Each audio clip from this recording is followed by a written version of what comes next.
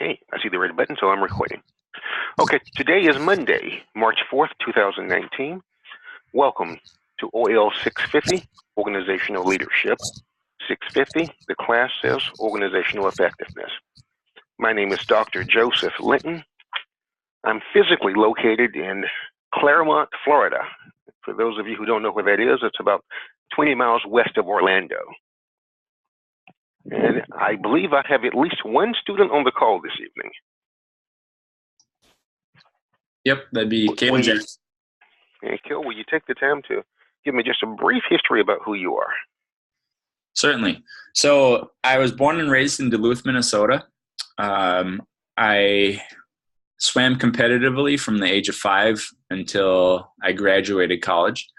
So in 2003, when I graduated high school, I decided to go to Stevens Point for 1 year and then transferred to the University of Eau Claire, where I graduated with a Bachelor of Science in athletic training. Mm-hmm. And due to the job market, decided that coaching swimming was going to be a more profitable endeavor for me. So I started to work for a privately owned swim school and did that for about 7 years. Actually, I did that for about 9 years. I was the program director for their competitive program for 7 years, and then stepped down and started to pursue my master's in organizational leadership. And here we are now. Very good. Thanks for the introduction. I've been teaching now, for probably 7 years. I've taught at the undergraduate level. I've also taught, obviously, here at the graduate level. I have more than 30 years experience in the IT industry, where I've held various consultative, technical, leadership, executive leadership positions throughout that time frame. I absolutely positively enjoy teaching. I absolutely have a passion for it. And at some point, as I move from one world, telecom or IT, I hope to either go out and consult or continue to consult full-time, or just teach full-time at some point. Depends on what way the wind's blowing at that time, I guess. So since you are the only one here today, Kale, you get to make a few decisions for the entire group. Oh, the pressure. As I understand it, you all are meeting every other week right now? Yes, for the last 2 courses, we've been meeting every other week. Okay, I can change that to every other week. What time works best for you? I understand 7 o'clock Central Time may not be very, very good for some of you. Well, what time do you think most of your classmates would actually like? Oh, 7:30 or 8 o'clock may work for more of them. I know quite a few of them have young children, although I wouldn't assume to know what their schedules are. I believe it wasn't Al Watts, but the instructor we had before, maybe even Professor Diaz, did a poll to see what time worked best, and then he decided from there when he was going to schedule his. So that's exactly what I will do.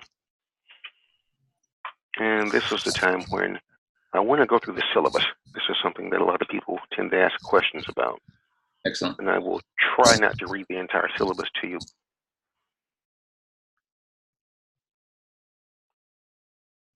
Bear with me. I had it on my screen and it's no longer there. Okay, bear with me 1 second while I pull it up again. Okay. Oh, there it is. Okay. So this is, again, OL650. This is spring second term 2019. My contact information. It's right here. This is my home office number, 352-242-2074.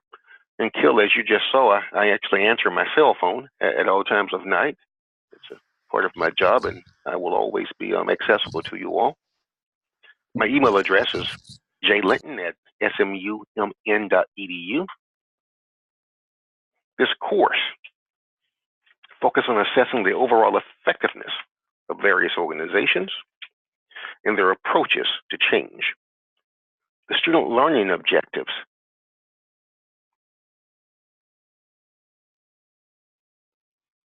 Okay.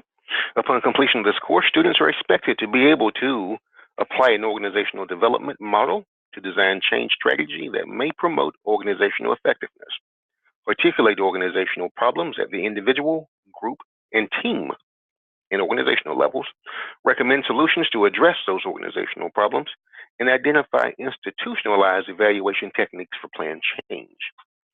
You are engaged. That's how you found me. We have a list of the required books.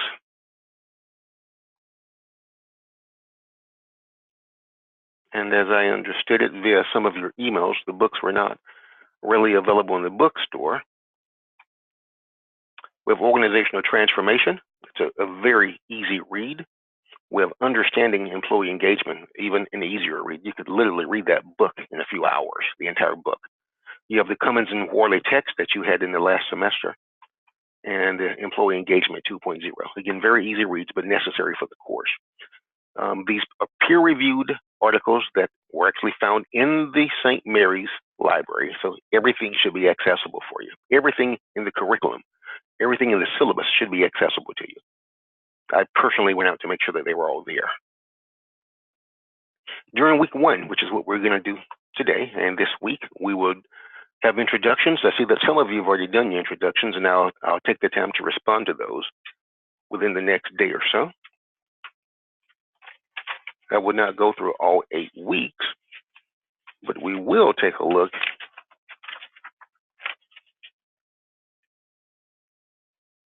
at the assignment level. This is master's level work, and with that being in mind, I like to see master's level papers written.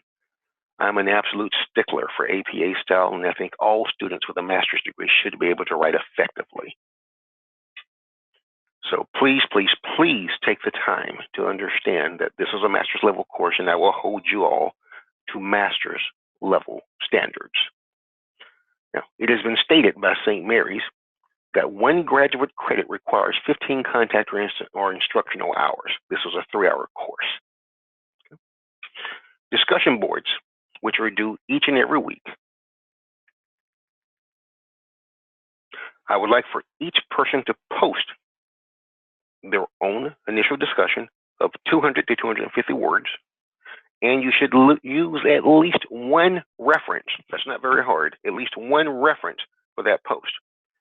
I need for every student to reply to at least 2 other students. In those replies, I'm looking for something that brings more content to the conversation, something that expands or extends the conversation. And you will need to use at least 1 or 2 references in those replies or responses. We can't just say, yes, I agree, or no, I don't agree. It's a matter of making it worth everyone's time. Let's take a look at your application papers. Weeks 3, 5, and 7, you have application papers due. You can choose an organization of your choice, whether it's the organization you work in today or some other organization that you may have interest in working in, to handle or to do all 3 of these. You can build on each paper. The organization you choose in week 3, build on the same organization in week 5, build on the same organization in week 7. The expectation is that you will have a scholarly written paper that is 6 to 9 pages long in week 3, an additional 6 to 9 pages in week 5, and an additional 6 to 9 pages in week 7. The expectation is that you will have at least 2 references per page. And when I state references, I want to make sure that you understand I'm looking for peer-reviewed material.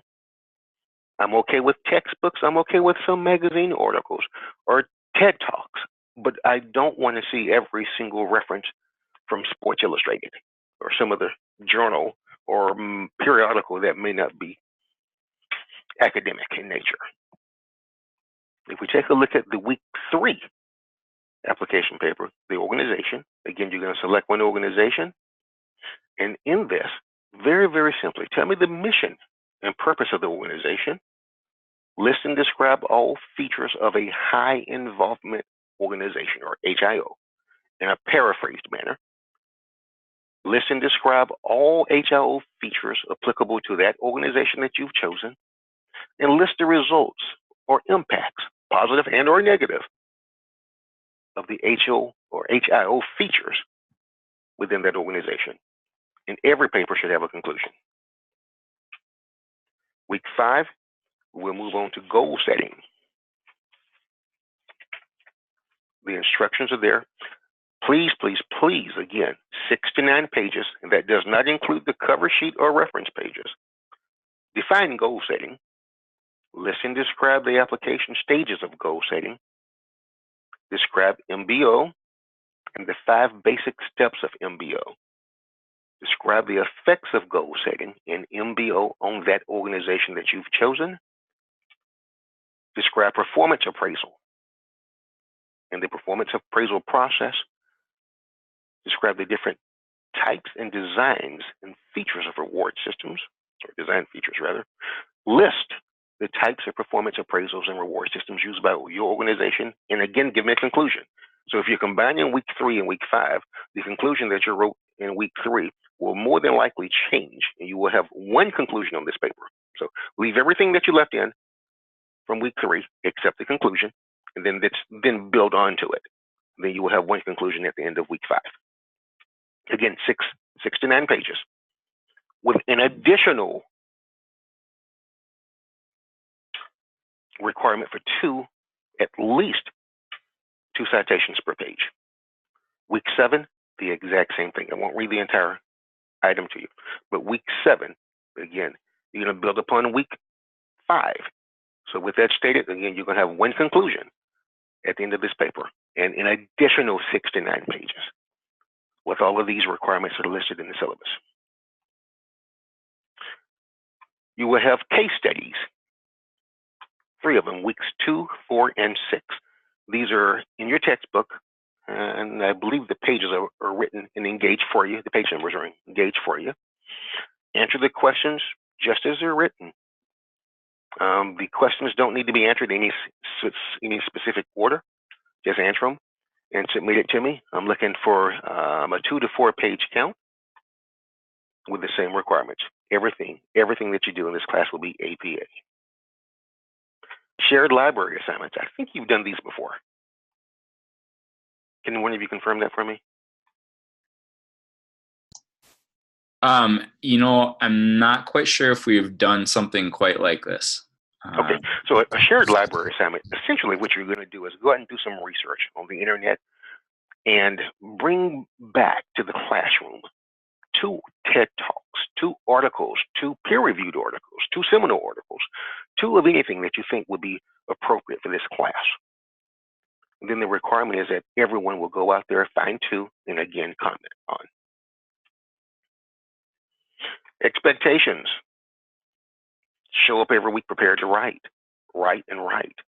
And again, write it well. You have a few rubrics here. And again, everything else, I don't think you've seen any of these things for the first time before, but in case you do, just reach out to me with an email or a phone call, and I'll answer as many questions as I can.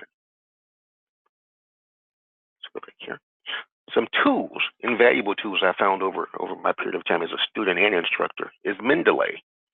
Mendeley is basically a repository where you can pull all of your articles in PDF format into this one software tool that's free, and you can search on keywords. So rather than reading the entire article, and I'm not telling you that you cannot read the entire article, what I'm suggesting here is if you have a very, very busy schedule and need to crank out a paper in a hurry, Mendeley is a great tool.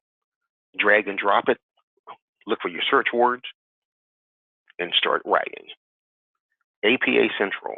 Again, APA is your friend. I think all of you have a little blue book that's an APA manual. Please, please, please, please, please use it.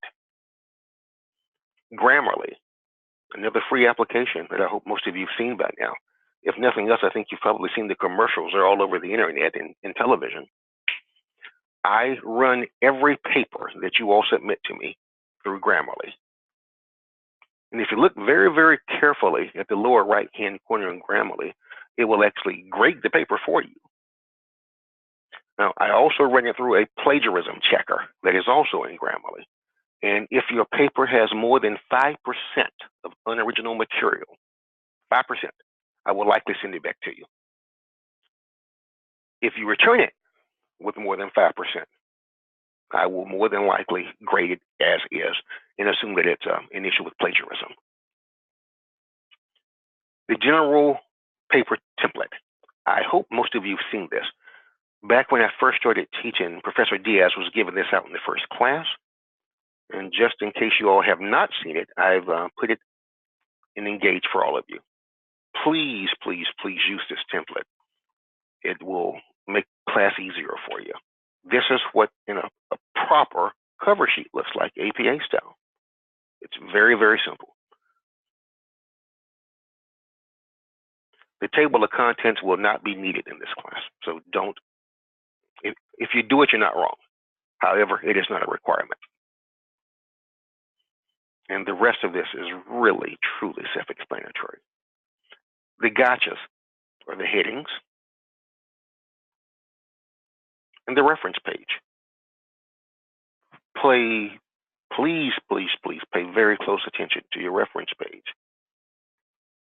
This is where most of you will make your mistakes. And again, I can't say again, and Professor Diaz and I have spoken quite a few times, as I'm concerned quite often about students who don't seem to understand APA style at this late point in the game. So reference page, pay very close attention there. Cover sheet, please, no plagiarism, and make sure that your citations are correct.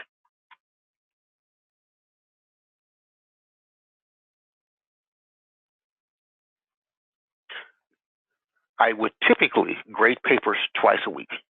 For whatever reason, I wake up early on Sunday mornings and start grading papers. Maybe it's because the house is quiet. And I will typically grade papers again on Wednesday or Thursday, depending on my schedule on my other job. I've already given the helpful hints. Pay very close attention to APA style. Use these tools that will make your life easier, and submit your papers on time.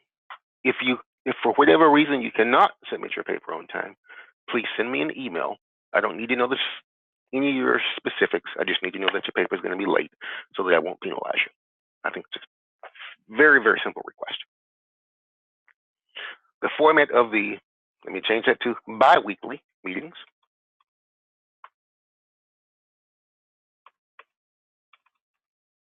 Would be what you request. In most classes, I've been asked to lecture for about 30 minutes and then take about 30 minutes of Q&A. I'm open to your suggestion. I will do whatever you want. If you want to spend the entire 1 hour on Q&A, that's fine. If I need to lecture for an hour, that's fine as well. The format of my lecture is very simple. I will typically try to bring something to the table or to these sessions that you may not find in your books. You have the books. You've already read the books. I need to bring something else to the table. I need to bring real life experience to the table. It is my goal always to interweave the book with real life experience, things that you can use at home, things that you can use at work immediately. Sometimes I'll draw parallels that you may or may not get, and if you don't, just ask questions. Okay? Any questions about anything I've discussed so far? I don't have any. It does look like Corey, Mark, and there's a phone number, I'm not sure who it is, has also joined us. But I will say that I would really actually appreciate the lecture bringing material in that's not in our books. That's something I would definitely look forward to. Okay. Corey, Mark, or the person from 765? Those are both me. I don't have audio on my tablet. Oh, okay. Any preference or any questions about anything that I've stated thus far this evening? I joined in a little bit late because the second meeting room was not the one that we're in. I went there first. I knew that I was making a mistake when I posted two numbers. I just knew it. I was assigned a new bridge today. So, okay. So my apologies. I probably should have just waited until this meeting was over to do that. So no questions so far. I joined in about the week 3 paper. Okay.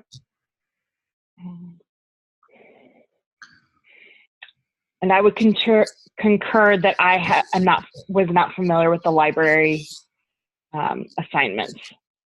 Okay. Those are very, very easy. You simply go out and find 2 articles, 2 TED Talks. Most students will go out and find 2 TED Talks that are applicable to the course. Since it's a master's level course, we're all learning from each other. And so the goal is to share as much information as we can. And typically during these courses and during these sessions, and especially while writing your papers, I'm learning as much from you all as you all from me.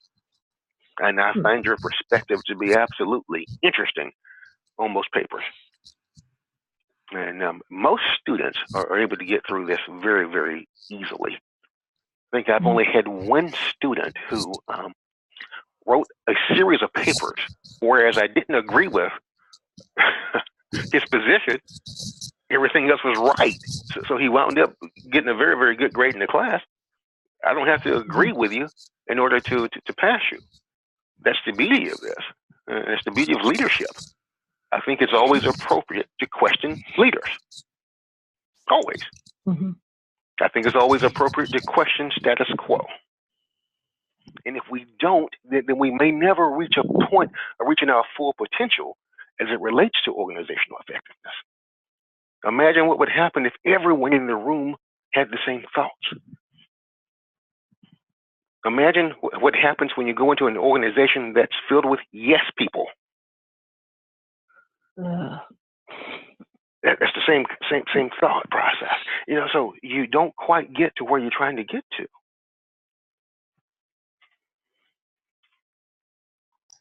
I have a question regarding those shared library assignments. Do we put a summary of what's on them on there, or are we just posting the videos or the material? Nope, just post a link. Okay. And others will go there and select, and then they will post their comments. Okay. Cool. Nice. I look forward to spending the next 8 weeks with you guys. So again, and you didn't, I'm sorry, you came in late. Let me get back to the syllabus just for a second and make sure that you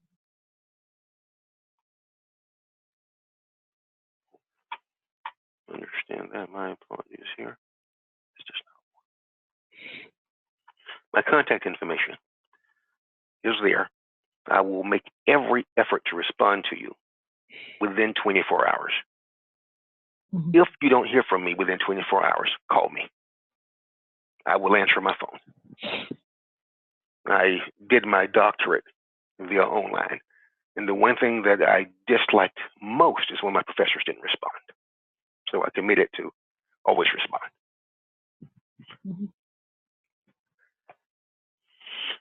Then if there are no other questions, I'll end this night's session and I'll see y'all in 2 weeks. Sounds good. All right, thanks so much. I look forward to working with you. Thanks, Joseph. Look Have a forward. nice evening. Okay, bye-bye.